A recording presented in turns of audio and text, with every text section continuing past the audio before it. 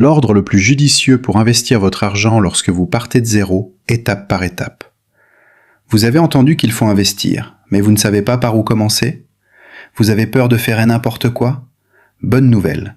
Il existe un ordre logique, simple et éprouvé que les économistes et les investisseurs rationnels utilisent depuis des décennies.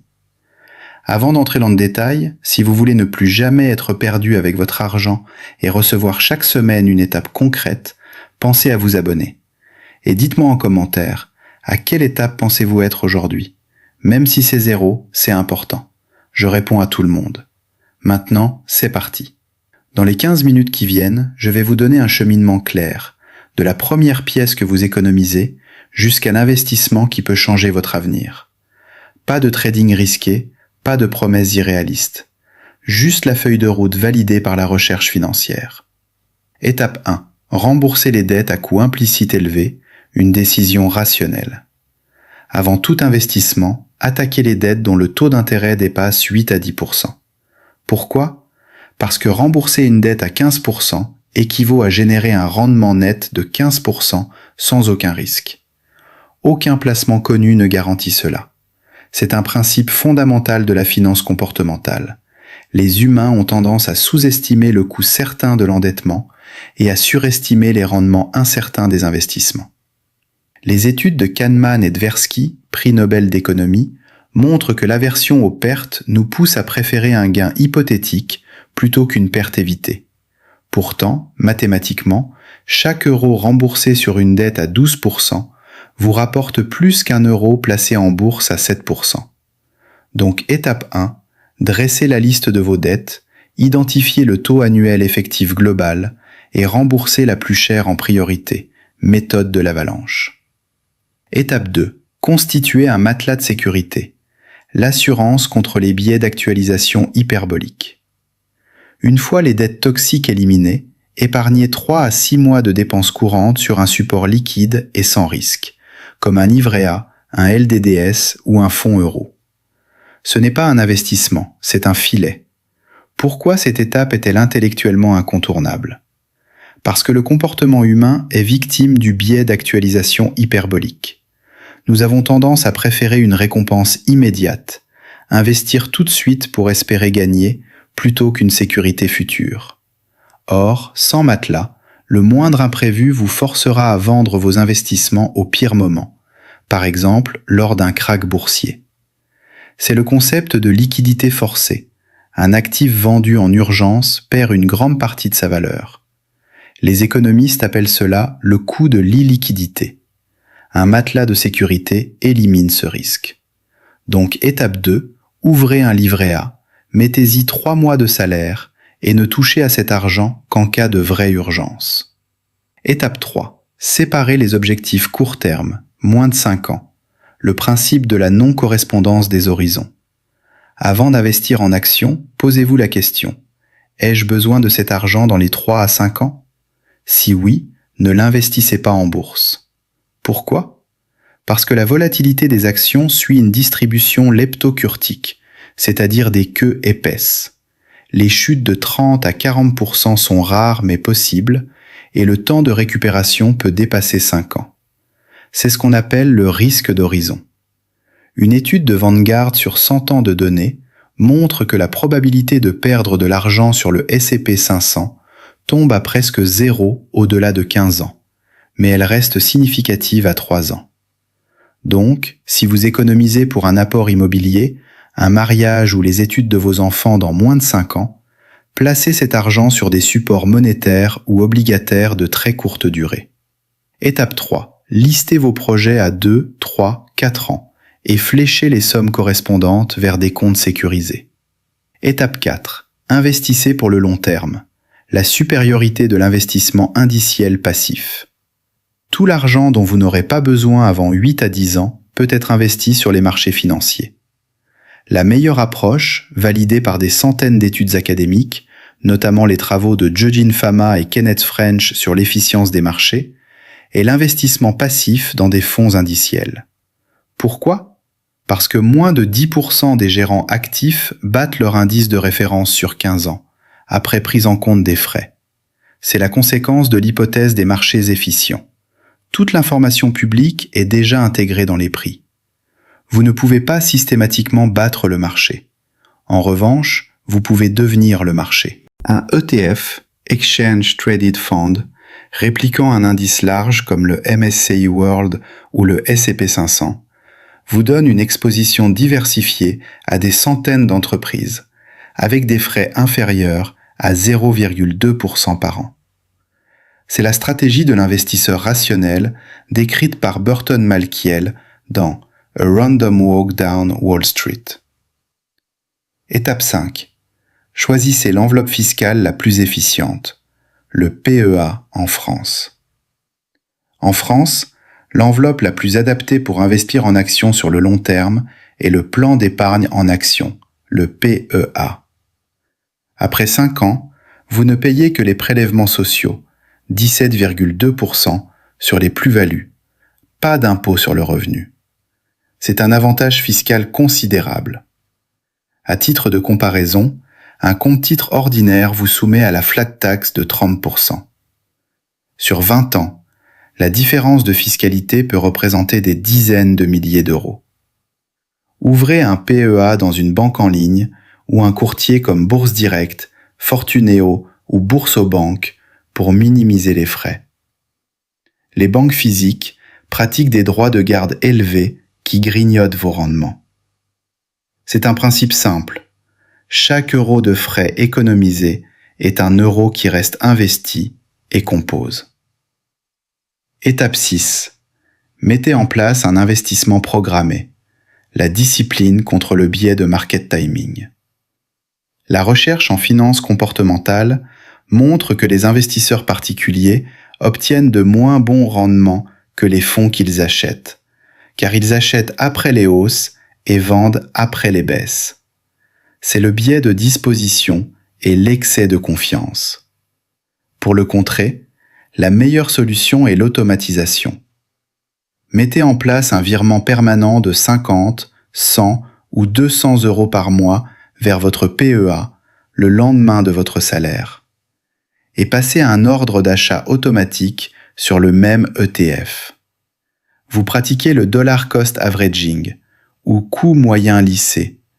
Vous achetez plus de parts quand le marché est bas, moins quand il est haut. Aucune capacité de prédiction n'est nécessaire.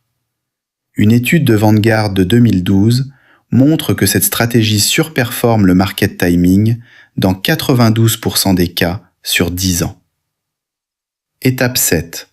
Réinvestissez systématiquement les dividendes, la puissance des intérêts composés. Choisissez des ETF à capitalisation, c'est-à-dire que les dividendes sont automatiquement réinvestis pour acheter de nouvelles parts. Cela active le mécanisme des intérêts composés, ce qu'Albert Einstein aurait qualifié de 8e merveille du monde. Mathématiquement, si vous investissez 100 euros par mois à un rendement annuel de 7%, moyenne historique du S&P 500 après inflation, vous obtenez 24 000 euros au bout de 10 ans, 75 000 euros au bout de 20 ans et plus de 240 000 euros au bout de 30 ans. Ces chiffres ne sont pas magiques, ils sont la conséquence de la fonction exponentielle. L'intérêt composé est l'outil le plus puissant de l'investisseur patient. Ne l'interrompez pas en sortant les dividendes. Étape 8. Contrôlez votre biais d'attention. Ne regardez pas votre portefeuille trop souvent. Une erreur classique est de consulter son portefeuille plusieurs fois par jour. Cela active le biais de la disponibilité. Les mauvaises nouvelles récentes, une baisse de 2%, semblent plus importantes qu'elles ne le sont réellement. Vous risquez alors de vendre par peur. Les neurosciences montrent que la perte est psychologiquement 2 fois plus intense qu'un gain équivalent. Pour éviter cela, regardez votre PEA 1 fois par trimestre maximum. Mieux encore, déléguez tout à l'automatique et ne regardez qu'1 fois par an. Les investisseurs qui meurent de vieillesse avec des fortunes sont ceux qui ont oublié leur mot de passe. Étape 9. Évitez les biais cognitifs courants. La liste des erreurs à ne pas commettre. Voici les pièges documentés par la finance comportementale. Le biais de familiarité. Investir dans les actions de votre entreprise ou de votre pays. Vous perdez la diversification. Le biais de récence. Croire que les performances récentes vont continuer. Les secteurs qui ont surperformé hier sous-performent souvent demain, effet de réversion à la moyenne. L'excès de confiance. Pensez que vous pouvez timer le marché. Les études montrent que même les professionnels n'y parviennent pas de façon constante. Le biais de confirmation. Ne cherchez que les informations qui confirment votre décision. La solution, un plan simple, écrit, et vous n'y dérogez pas. Étape 10. Augmentez votre taux d'épargne, la variable sous contrôle. Vous ne contrôlez pas les rendements du marché, mais vous contrôlez votre taux d'épargne. Les économistes appellent cela la préférence pour le présent. Nous avons du mal à épargner car le sacrifice est immédiat et la récompense est lointaine. Pour la contrer, utilisez la règle du Pay Yourself First. Dès que vous recevez votre salaire, épargnez un pourcentage fixe, idéalement 20%. À chaque augmentation, augmentez votre épargne de la moitié de la hausse. Réduisez les abonnements inutiles, les frais bancaires, les achats impulsifs. 1 euro économisé aujourd'hui vaut plusieurs euros dans 20 ans. Étape 11. Diversifier progressivement, la seule gratuité en finance. La diversification est souvent présentée comme le seul free lunch en finance, selon Harry Markowitz, prix Nobel. Une fois que votre capital dépasse 20 000 euros, vous pouvez ajouter d'autres classes d'actifs. 5 à 10% d'or pour la protection contre les crises systémiques, des obligations d'État à court terme pour réduire la volatilité et éventuellement de l'immobilier via des SCPI. Mais pour les 2 ou 3 premières années, un seul ETF monde est amplement diversifié. Ne compliquez pas trop. Étape 12. Investissez dans votre capital humain, le rendement le plus élevé. L'investissement le plus rentable, surtout quand on part de zéro, est celui dans vos compétences. Le capital humain, c'est-à-dire votre capacité à générer des revenus, a un rendement implicite souvent supérieur à 10% par an. Une formation, une certification, un logiciel maîtrisé peuvent augmenter votre salaire de plusieurs milliers d'euros par an. C'est l'équivalent d'un investissement financier sans risque. Donc, en parallèle de votre PEA, consacrez du temps et un peu d'argent à apprendre. Lisez des livres de finances personnelles comme The Intelligent Investor ou A Random Walk Down Wall Street. La connaissance est un actif qui ne se déprécie jamais. Étape 13. Passer à l'action. Vaincre l'inertie comportementale. Le plus grand obstacle n'est pas technique, c'est psychologique. La paralysie par analyse touche des millions de personnes. Pour la briser, appliquez la règle des 5 minutes. Ouvrez un PEA dans les 5 jours qui viennent. Même sans argent, l'ouverture est gratuite. Ensuite, mettez en place un virement automatique de 25 euros par mois. L'essentiel est de créer l'habitude.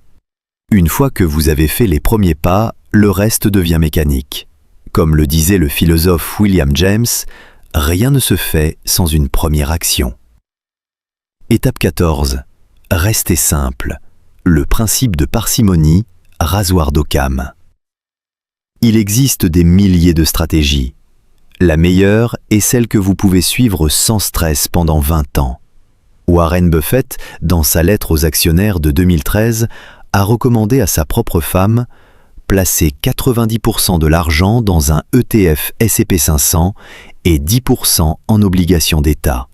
C'est la preuve que la simplicité l'emporte. Ne cherchez pas à battre le marché, contentez-vous de l'épouser. Étape 15. Révisez annuellement le feedback sans émotion. Une fois par an, prenez 1 heure pour vérifier votre épargne de sécurité, vos objectifs et la performance de votre PEA. Comparez avec votre plan initial. Ne modifiez rien sous le coup de l'émotion. Si vous avez besoin de rééquilibrer, faites-le froidement. Puis retournez vivre votre vie. Voilà l'ordre judicieux, étape par étape, pour investir votre argent quand vous partez de zéro. Remboursez les dettes, constituez un matelas, sécurisez le court terme, puis investissez régulièrement dans un ETF Monde via un PEA. C'est simple, c'est ennuyeux, et c'est exactement pour ça que ça marche. La finance n'est pas une affaire d'intuition, c'est une affaire de discipline. Si vous avez suivi jusqu'ici, vous savez maintenant tout ce qu'il faut faire. La seule question qui reste, allez-vous passer à l'action ? Mettez en commentaire étape 1 pour dire que vous commencez aujourd'hui. Abonnez-vous pour ne pas rater les prochaines étapes détaillées. Et je vous dis à très bientôt pour un prochain épisode.